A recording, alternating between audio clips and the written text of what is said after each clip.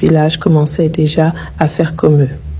On leur apprenait à s'asseoir, à attendre, pendant qu'on apprenait à leurs sœurs à souffrir. Zara observait tout. Elle regardait les hommes rire. Elle regardait les femmes pleurer. Elle regardait les garçons apprendre la paresse. Et un jour, elle décida de se montrer. Elle alla au marché dans son grand boubou bleu nuit.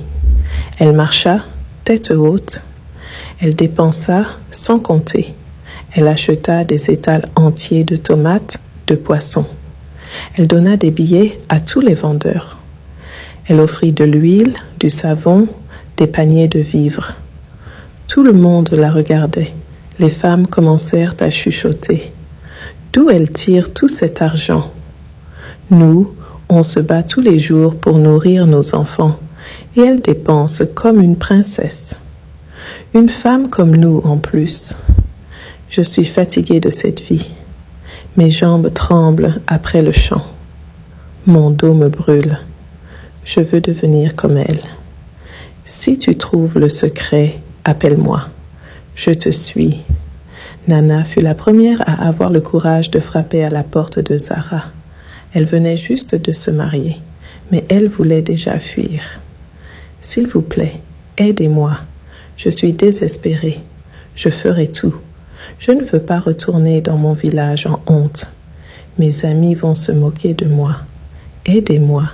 Si je deviens riche comme vous, je resterai. » Zara ne répondit pas. Elle se retourna, entra dans sa maison et revint avec un voile bleu et un petit flacon d'huile. « Tu n'es pas obligé de porter le bleu tous les jours, mais c'est obligatoire pour nos rassemblements du vendredi. Et l'huile, juste une goutte, quand tu cuisines pour ton mari, et surtout que personne ne te voie. » Nana prit le voile et le flacon, et elle partit. Le lendemain, elle revint. « Désolée, j'aime l'orange et le vert. Le bleu, c'est pas trop mon truc.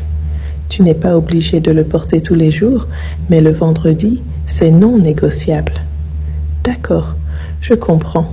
Je vais utiliser l'huile aujourd'hui. Hier, il a mangé dehors. » « Très bien, n'oublie pas. Une seule goutte. » Ce soir-là, Nana prépara du riz au gras et du fufu.